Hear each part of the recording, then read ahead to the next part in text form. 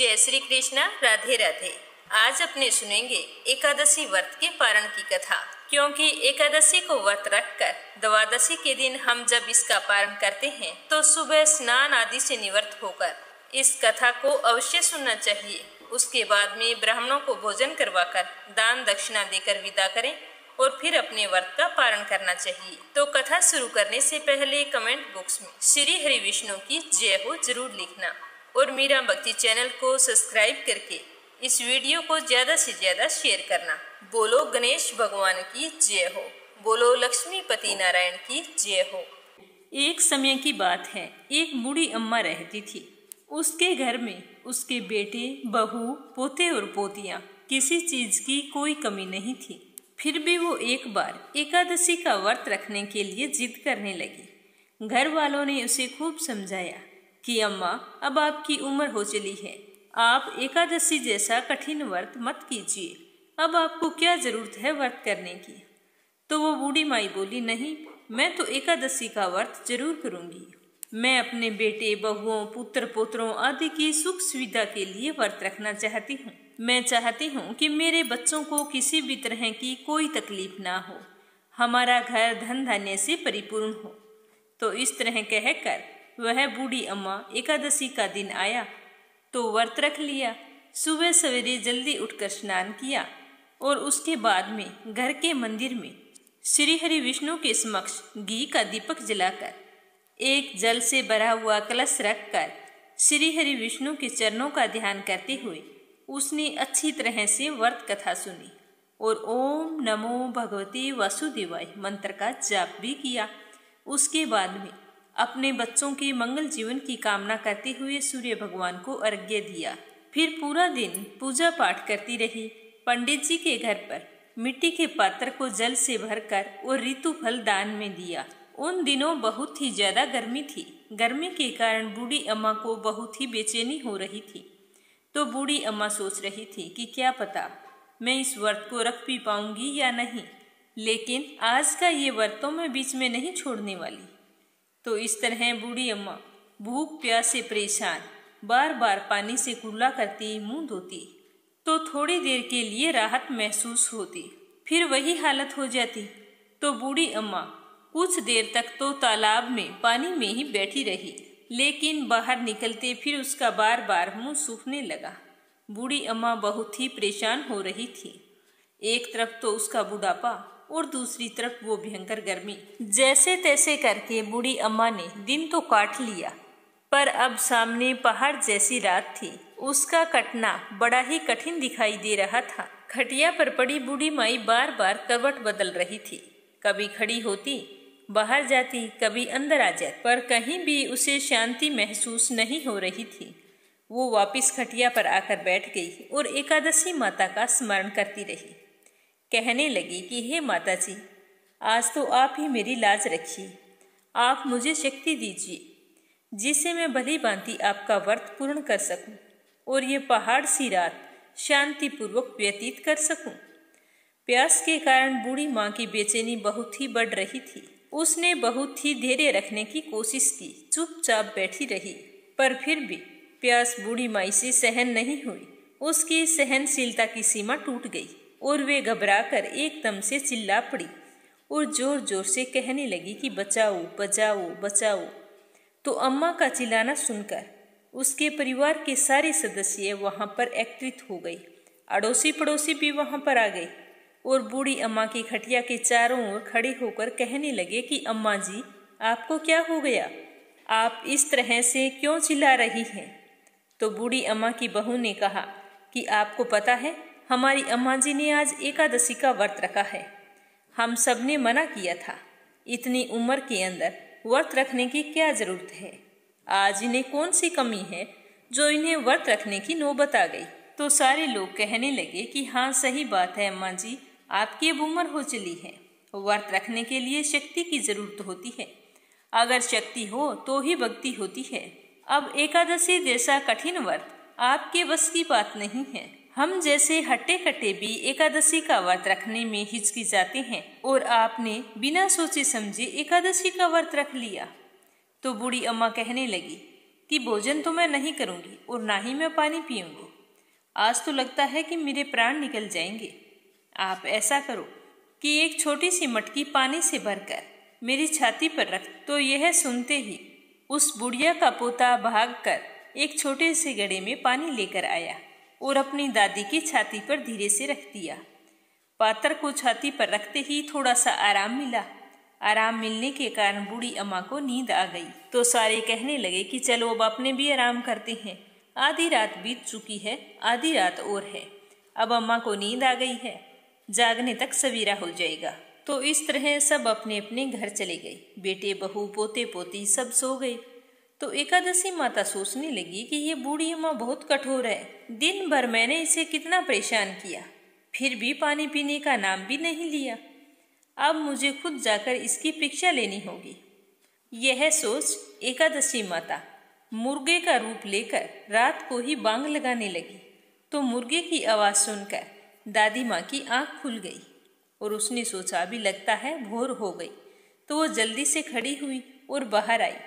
बाहर आकर आसमान की ओर देखा तो आसमान में कहीं भी उन्हें प्रातःकालीन तारा दिखाई नहीं दिया। तो वो सोचने लगी कि ये मुर्गा क्यों और कैसे बोल रहा है। अभी तक तो जो तारिया उगता है, जिसे देखकर मैं अनुमान लगाती हूँ कि सवेरा हो गया, वो भी नहीं निकला है। फिर ये मुर्गा कैसे बोल रहा है।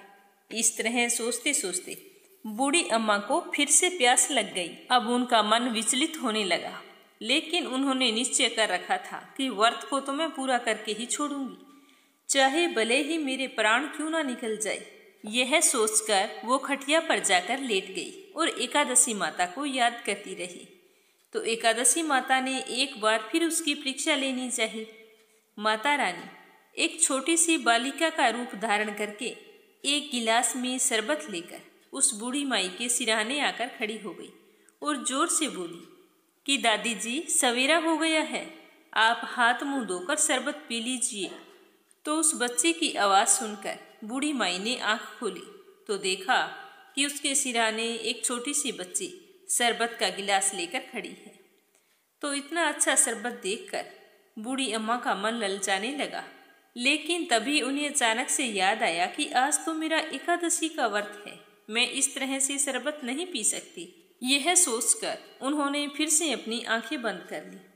तो थोड़ी ही देर में उन्हें ऐसे लगने लगा कि जैसे उन्हें किसी ने कुएं में पटक दिया है। वे बड़ी देर तक उस कुएं में हाथ पांव चला रही है और मुंह को जोर से भींचकर बंद कर रखा था, कहीं पानी की बूंद मुंह में ना चली जाए। इस तरह वे अपनी दृढ़ता पूर्वक व्रत का पालन करती रही। थोड़ी देर बाद में अचानक से अम्मा को लगता है कि जैसे सामने आग जल गई है, जिससे भारी गर्मी हो गई है। प्यास के कारण प्राण निकल रहे हैं, लेकिन बूढ़ी अम्मा ने फिर भी पानी नहीं पिया, वो चुपचाप बैठी रही। थोड़ी ही देर में बूढ़ी अम्मा ने देखा कि बाहर प्रकाश दिखाई दे रहा है, ऐसा लग रहा है जैसे सवेरा हो गया। अम्मा ने फिर से बाहर निकलकर देखा तो अम्मा को समझ में आ गया कि सवेरा होने में अभी तक 3 घंटे बाकी है। यह जानकर वो शांतिपूर्वक इधर उधर घूमने लगी। तरह तरह से परीक्षा लेकर एकादशी माता को भी पता चल चुका था कि ये बूढ़ी अम्मा किसी भी प्रकार से अपने व्रत को नहीं तोड़ेगी। तो ग्यारस माता ने प्रसन्न होकर बूढ़ी अम्मा को आशीर्वाद दिया, जिसकी वजह से अम्मा के बचे हुए 2 घंटे बड़े ही सरलतापूर्वक पूरे हो गए। फिर सवेरा हो गया। सवेरा होते ही बूढ़ी अम्मा ने स्नान किया और भगवान विष्णु जी का पूजा पाठ किया और एकादशी माता की व्रत कथा सुनी। कथा सुनने के बाद में ब्राह्मणों को दक्षिणा देकर भोजन कराया और उसके बाद में श्री हरि विष्णु और एकादशी माता से व्रत में हुई भूल चूक के लिए माफी मांगी। उसके बाद जाकर जल ग्रहण किया और फिर अपने व्रत का पारण किया। तो अम्मा को एकादशी माता के उस श्रेष्ठ व्रत का इतना पुण्य फल प्राप्त हुआ कि बूढ़ी अम्मा की आयु में वृद्धि हो गई और उसका घर परिवार हरा भरा हो गया। घर में अब कोई भी अभाव नहीं था, वो धन धान्य से परिपूर्ण थे और उनका घर हर तरह के सुख साधनों से संपन्न हो गया। फिर वो इस लोक के सारे सुखों का भोग करती हुई अंत में विष्णु धाम को गई। हे एकादशी माता, जैसा फल आपने बुढ़िया को दिया वैसा सबको देना। जो भी ग्यारस का व्रत रखकर आपकी ये कथा सुने उसकी सारी मनोकामनाएं पूर्ण करना। युधिष्ठिर ने भगवान श्री कृष्ण से पूछा कि भगवान, पुण्यमयी एकादशी की तिथि उत्पन्न कैसे हुई, इस संसार में वह क्यों पवित्र मानी गई तथा देवताओं को प्रिय कैसे हुई। तो श्री भगवान जी बोले कि हे कुंती नंदन, प्राचीन समय की बात है। सतयुग में मुर नामक एक दानव रहता था। वह दानव बहुत ही अद्भुत, अत्यंत रौद्र तथा संपूर्ण देवताओं के लिए बहुत भयंकर था। उसका काल रूपधारी दुरात्मा महासुर ने इंद्र को भी पराजित कर दिया। संपूर्ण देवता उससे परास्त होकर स्वर्ग से निकाले जा चुके थे और शंकित तथा भयभीत होकर पृथ्वी पर विचर रहे थे। एक दिन सब देवता महादेव जी के पास गए। वहां जाकर इंद्र ने भगवान शिव के आगे सारा हाल कह सुनाया। इंद्र बोले कि महेश्वर, ये देवता स्वर्ग लोक से निकाले जाने के बाद पृथ्वी पर विचर रहे हैं। मनुष्यों के बीच में इस तरह से विचरना शोभा नहीं देता। हे महादेव, आप ही कोई उपाय बतलाइए, ये देवता अब किसका सहारा ले। तो महादेव जी ने कहा कि देवराज, जहाँ सबको शरण देने वाले, सबकी रक्षा में तत्पर रहने वाले जगत के स्वामी भगवान गरुड़ ध्वज विराजमान हैं। तुम लोग वहां जाओ, वे ही तुम लोगों की रक्षा करेंगे। भगवान श्री कृष्ण कहते हैं कि युधिष्ठिर जी महादेव जी की बात सुनकर परम बुद्धिमान देवराज इंद्र संपूर्ण देवताओं के साथ क्षीर सागर में गए, जहां भगवान गदाधर सो रहे थे। तो इंद्र ने वहां जाकर हाथ जोड़कर उनकी स्तुति की और बोले कि हे देव देवेश्वर, आपको नमस्कार है। देव, आप ही पति, आप ही मति, आप ही हर्ता और आप ही कारण हैं। आप ही सब लोगों की माता और आप ही जगत के पिता हैं। देवता और दानव दोनों ही आपकी वंदना करते हैं। पुंडरीकाक्ष, आप दैत्यों के शत्रु हैं। मधुसूदन, आप हम लोगों की रक्षा कीजिए। हे प्रभु जगन्नाथ, अत्यंत उग्र स्वभाव वाले महाबली मुर नामक दैत्य ने इन संपूर्ण देवताओं को हराकर स्वर्ग से बाहर निकाल दिया है। भगवान, हे देवेश्वर, शरणागत वत्सला, सारे देवता भयभीत होकर आपकी शरण में आए हैं। दानवों का विनाश करने वाले कमल नयन भक्त वत्सल देवेश्वर जनार्दन, हमारी रक्षा कीजिए, रक्षा कीजिए। हे भगवान, शरण में आए हुए देवताओं की सहायता कीजिए। तो इंद्र की बात सुनकर श्री हरि विष्णु भगवान बोले कि देवराज, यह दानव कैसा है, उसका रूप और बल कैसा है तथा उस दुष्ट के रहने का स्थान कहाँ है। तो इंद्र बोले कि हे देवेश्वर, पूर्व काल में ब्रह्मा जी के वंश में तालजंग नामक एक महान असुर उत्पन्न हुआ था, जो अत्यंत भयंकर है। उसका पुत्र मुरदैत्य के नाम से विख्यात है।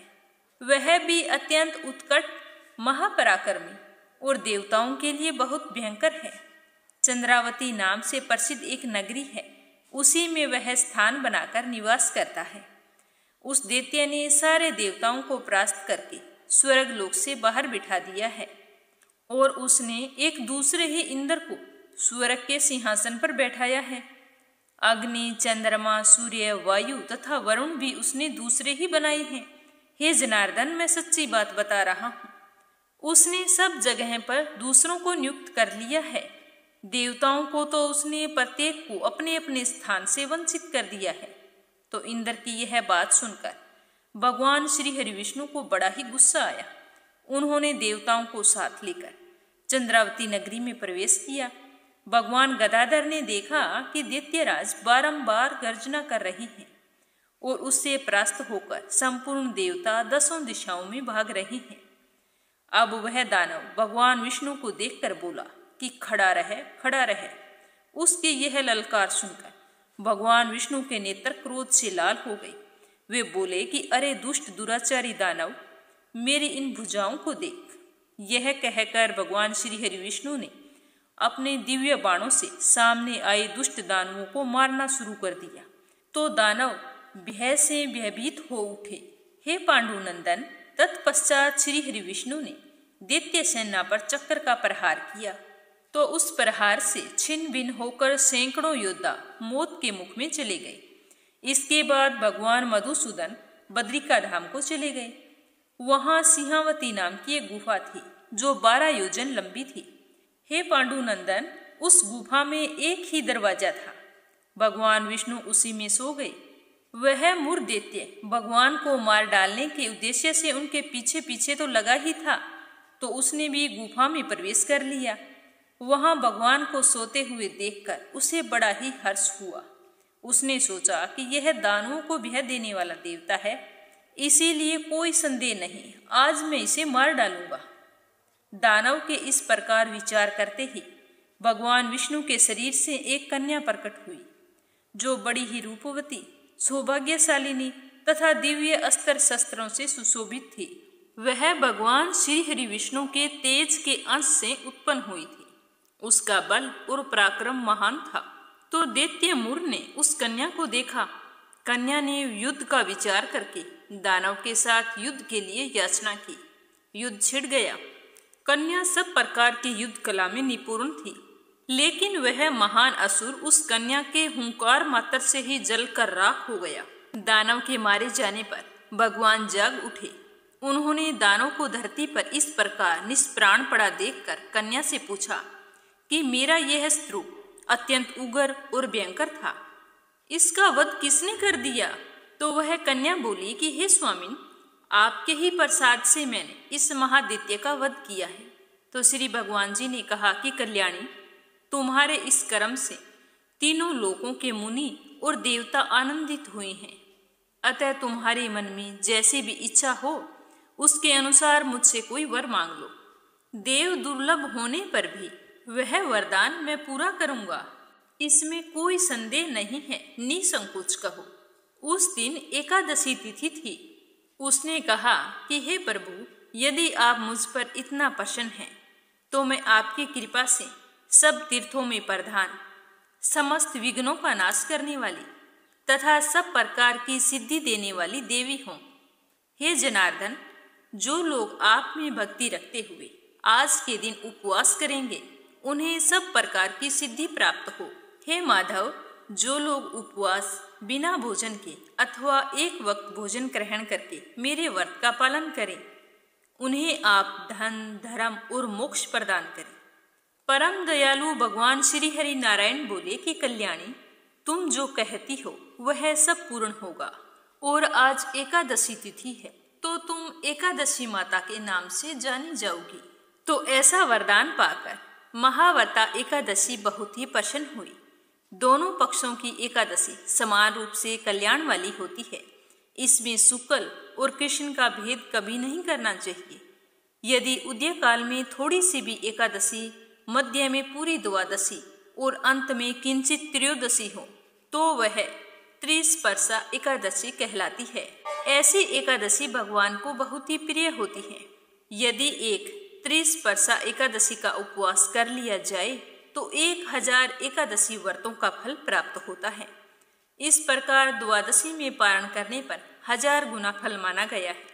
अष्टमी, एकादशी, षष्ठी, तृतीया और चतुर्दशी ये तिथि पूर्व तिथि से विद्ध हो तो उनमें व्रत नहीं करना चाहिए। परिवर्तनीय तिथि से युक्त होने पर ही इनमें उपवास का विधान है। पहले दिन में और रात में भी एकादशी हो तथा दूसरे दिन केवल प्रातःकाल एक दंड एकादशी भी रहे तो पहली तिथि का परित्याग करके दूसरे दिन की द्वादशी युक्त एकादशी को ही उपवास करना चाहिए। यह विधि मैंने दोनों पक्षों की एकादशी के लिए बताई है। जो मनुष्य एकादशी को उपवास करता है वह वैकुंठ धाम को जाता है, जहाँ साक्षात भगवान गरुड़ध्वज विराजमान रहते हैं। जो भक्त हर समय एकादशी के महात्म्य का पाठ करता है उसे 1000 गौ दान पुण्य फलों की प्राप्ति होती है। जो कोई भक्त दिन या रात में भक्ति पूर्वक इस महात्म्य को सुनते हैं या पढ़ते हैं वे निसंदेह ब्रह्म हत्या आदि पापों से मुक्त हो जाते हैं। एकादशी के समान पाप नाशक व्रत कोई दूसरा नहीं। भगवान श्री हरि विष्णु आपकी सारी मनोकामनाएं पूर्ण करे। जय श्री कृष्णा। राधे राधे।